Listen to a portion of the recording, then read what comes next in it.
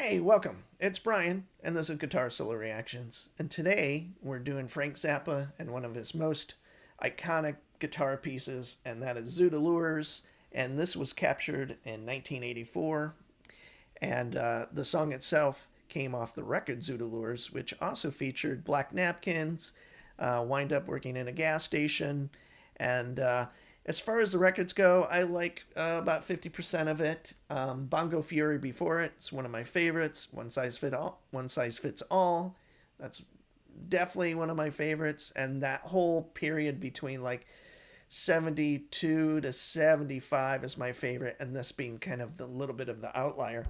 And this came out in 76, and I'm just going to look. Terry Bozzio's on drums, and on the original piece, obviously, the original recording, not on this live recording. This is the 84 band. I'm not completely sure who would be in that. I don't really... That there's this period around 84. Most of those records I'm not really that fluent in who was in the band and all of that. But on the original recording, it was Terry Bozzio, Andre Lewis, Roy Estrada on bass. Napoleon Murphy Brock is on one song. So it has quite a few of the band members from the 73 to 75 period. So anyway, let's listen to this. And this recording, I'm sure, is on You Can't Do That on Stage anymore, and maybe some other places too. But it's been a while since I've heard this version, so let's see if it's cool. We know it is. Ooh, there's a lot of people out there. The group that does everything wrong. How you doing? One moment, please. Wow. It's outside, obviously. There we go.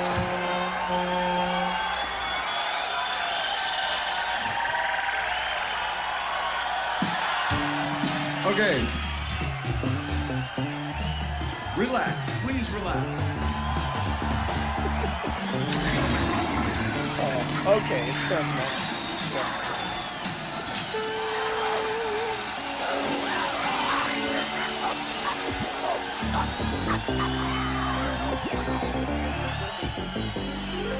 No, we're not going to play Gregory Peccary. I wish we were, but we can't do that one. As soon as we've checked everything out, the first song is going to be Zoot Allures.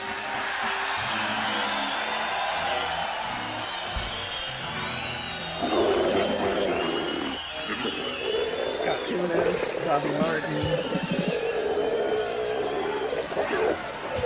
That cool strat. Sounds massive. There we go. Chad Wackerman on drums. Anyway, this is from the live recording video. Does Humor Belong in Music? I love the shorts.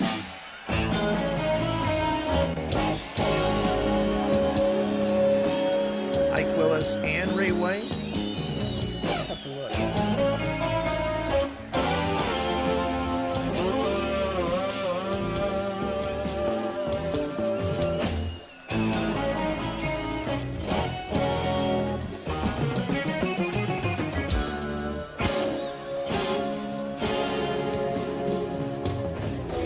One of my favorite pieces of his, for sure.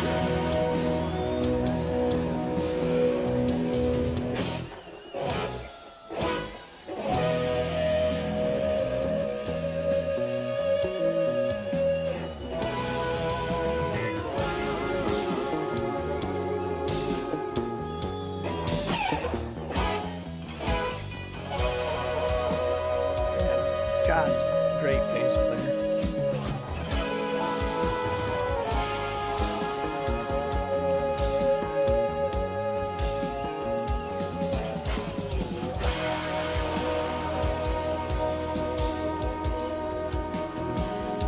Quickly, I have come around on Chad as a drummer.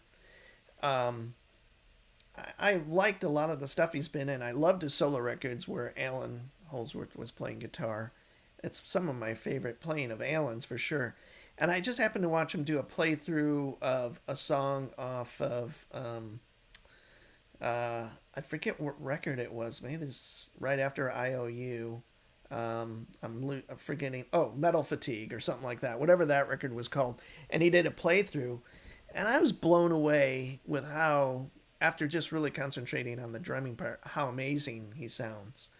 And watching this with that in mind, I always thought he was too stiff or something. I don't know what it was, but he was not my favorite Zappa drummer. My favorite was Chester Thompson. But I mean, Chad's definitely pretty technical. I loved Vinny. Terry, yeah, So I'm not a drummer, but anyway. But I just thought I'd talk about humor. Does humor belong in music? The actual video, and the track listing: Zulu Lures, Tinseltown Rebellion Band, Trouble Every Day. There's some cool stuff on it, so um, I need to watch it again. Also, What's New in Baltimore, and then it ends with Whipping Post. I haven't watched that probably since the maybe the 80s, to be honest, and now I have to go back and investigate. It's just that period of the band was not my favorite, recording wise, and but this has kind of brought me around a little bit. Like maybe I need to investigate more and kind of delve back into that period of Frank. And I saw the '88 tour, which I loved and still love, and all of that. And I loved, the records that he kind of ended with, Mothers of Prevention and Broadway the Hard Way. I like those two records quite a bit, respectively. So, anyway, let's get back to it. I'm sorry.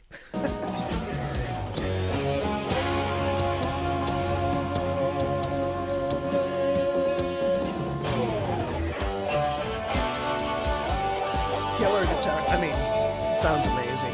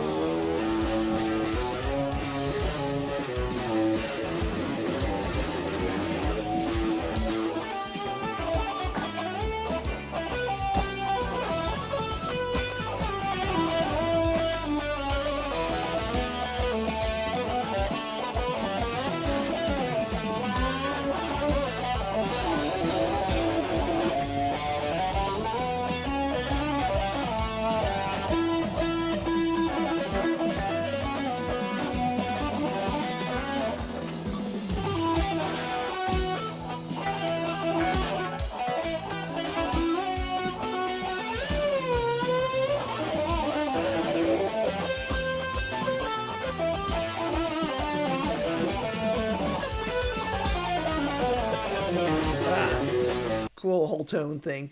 It looks like he's using. I think I can't remember all this stuff from a long time ago, but he's using those metal picks, I believe, at this period, and probably those Maxim gold strings. I can't tell, but the person I was missing was Alan Zavad, who I think was in the Jean Luc Ponty band before that, and maybe other stuff. But that's the only other thing I ever heard him on. And what's cool, I was gonna say, Frank looks amazing, so young, and it's hard to believe that he'd be gone.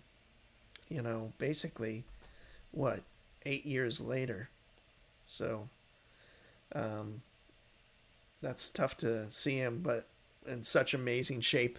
And then I read, and I would have remembered this anyway, but Dweezil does the lead guitar on Whipping Post at the very end of the show. So I definitely have to watch this again.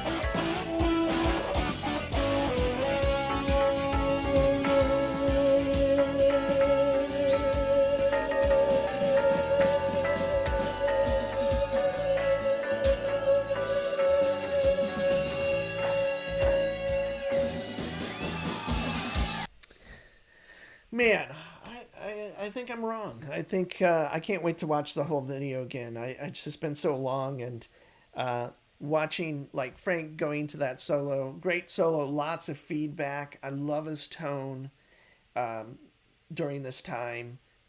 And I think for a while it wasn't as interesting. Like towards the late '80s, it was really, I liked it again, but in that middle area between like, well, starting with Zoot Allures to all the stuff that came in between, that's a little fuzzy. But I really love the mids, the '73 to '75. I love that tone. That was massive. And here he's kind of playing a Strat, obviously, with, I forget what DiMaggio pickups those are, and then a Floyd Rose. And so this is his guitar for at least this tour and maybe a little bit more. And I think he might even played that when I saw him. I think it went into '88. Yeah, I think that was his guitar. There might have been another one in there too, but I think they were all Strat type based guitars. So, what was I going to say?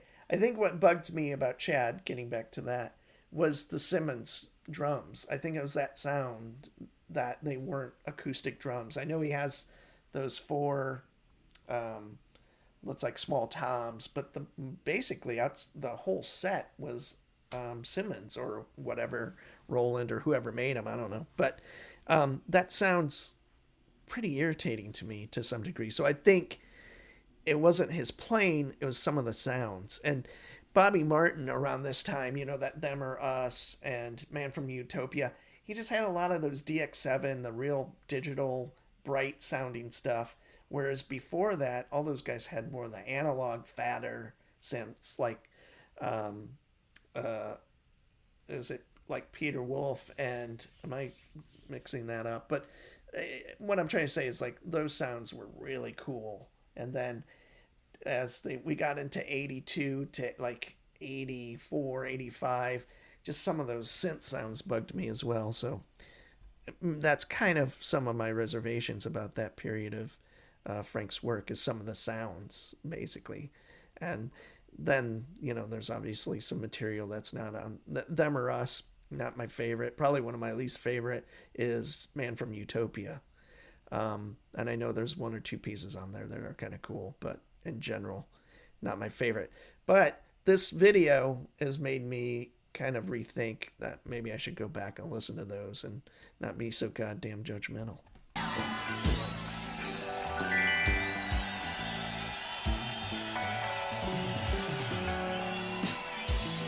Thank you. Thank you. Ladies and gentlemen, Ray White. Wow. Chad Wackerman. Yay. Scott Tunis. What a great bass player. Alan Zavad. Bobby Martin. Ike Willis. Love Ike. Now do me a favor and sit down, okay? Tonight we're going to do a very long show. I don't want your legs to get tired. Damn. So move back and sit down, be comfortable. Do it, do it. That's my favorite part. I don't want to have any problems with people getting mashed here in the front, so please relax.